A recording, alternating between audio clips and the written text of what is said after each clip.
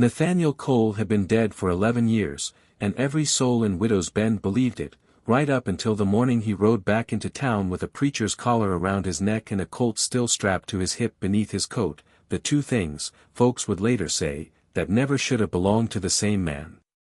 The wind came first, kicking dust down the empty main street before the horses' hooves ever touched the packed earth, and somewhere behind a shuttered window, an old woman who remembered his face from a decade before dropped a plate of biscuits and did not bother picking up the pieces. She simply stood there, staring, because the man riding toward the center of town was supposed to be buried under a pile of rocks in a canyon 60 miles east, shot dead by his own gang the night he tried to walk away from them. That was the story everyone told. That was the story Nathaniel had wanted them to tell. And for 11 years, it had worked, until the day a letter reached him in the quiet mountain parish where he'd rebuilt his life stone by stone, a letter with his sister's handwriting on it, shaking so badly across the page that he almost couldn't read her words. Widow's Bend was dying, she wrote. Not from drought, not from disease, but from a man named Silas Vane, who had bought up half the town's debts and now owned the other half's fear. Nathaniel folded that letter 3 times before he decided. He didn't sleep that night. He sat outside his small cabin in the high country, watching the stars whirl slowly overhead, and asked himself the question that had haunted him since the night he'd walked out of the only life he'd ever known: could a man bury who he used to be, or did it simply wait for him, patient as the desert, for the day he'd need it again? By the time the sun rose, his answer was already saddled and waiting. Widow's Bend had changed in 11 years, and not for the better. The saloon still stood, its paint peeling now like dead skin off old wood, but the general store had a new sign nailed crooked above the door, and beneath it, in smaller letters, the words "Property of Vane Holdings." The church bell that used to ring every Sunday morning sat silent in its tower, rusted through, because Silas Vane had decided 3 years back that faith didn't pay rent, and rent was the only sermon this town needed to hear anymore. Nathaniel dismounted outside the sheriff's office, and the young deputy standing guard there looked at him the way a man looks at something he can't quite place, familiar and impossible all at once. "Help you, Reverend?" the deputy asked, eyeing the dust of a long ride and something harder underneath it that a collar couldn't quite hide. "Looking for the sheriff," Nathaniel said. "Ain't been a sheriff in this town for 2 years, the deputy answered, lowering his voice like the words themselves were dangerous. "Not since Mr. Vane's men convinced the last one it'd be healthier to retire someplace else." Nathaniel had known coming back would mean walking into something ugly. He hadn't known it would mean walking into a town with no law left in it at all, only Vane's men, wearing badges bought and paid for, patrolling streets that no longer belonged to the people who'd built them. He found his sister that evening in the small house behind the church, thinner than he remembered, older around the eyes than 11 years should have made her, and when she opened the door and saw his face, she didn't scream and she didn't cry. She simply reached out, gripped the front of his coat with both hands, and pulled him inside like she was afraid the street itself might take him back if she waited even a second longer. "You shouldn't have come," she whispered, once the door was shut and bolted behind them. "If Vane's men learn who you really are." "They already will," Nathaniel said quietly.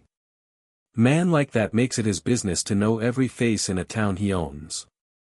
She looked at him a long moment, and in her eyes he saw the same question he'd been carrying since the letter arrived. Had he come back as her brother, the boy who'd once ridden with killers and lived to regret every mile of it? Or had he come back as something else entirely, something the old gang used to call him in the years before he'd disappeared, a name whispered in saloons from the Rio Grande to the Wyoming line whenever men wanted to explain why a job had gone wrong for the other side?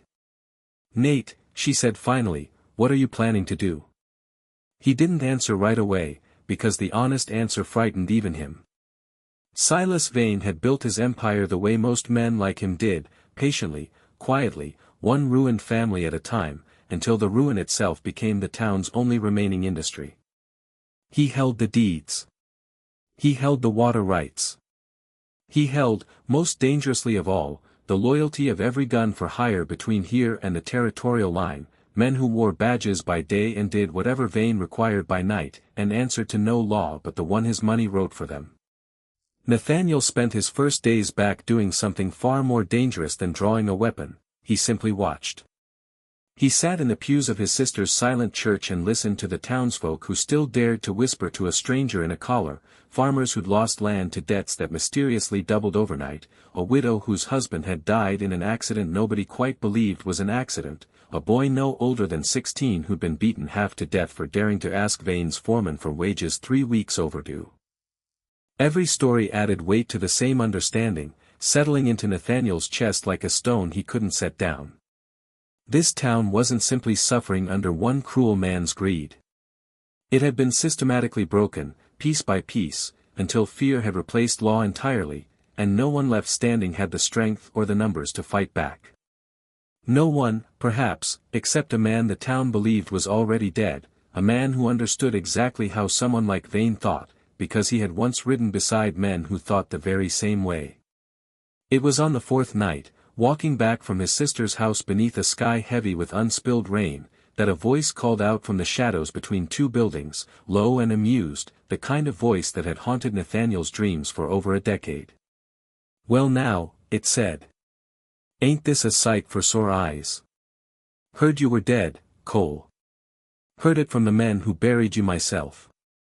Nathaniel's hand did not move toward his coat, though every instinct screamed at him to let it.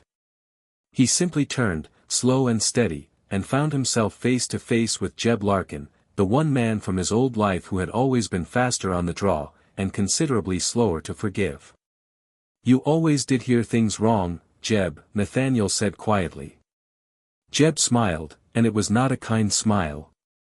"Mr. Vane's gonna want to know his new preacher's got a history," he said. "Question is, Reverend, how much is that history worth to keep quiet?" Thunder rolled somewhere far off in the mountains, and Nathaniel understood, standing there in that narrow dark street with a ghost from his old life blocking his path home, that the town's fragile peace, and his own carefully buried past, were both about to come due at the very same reckoning, and there was no telling yet which one would survive it. If Nathaniel's past has to burn for this town to breathe free again, is that redemption, or just another debt coming due? Tell me in the comments where you think this story goes next. And if a dead man walking back into hell for the people he loves is the kind of story that stays with you, hit subscribe, because Widow's Bend isn't done fighting yet.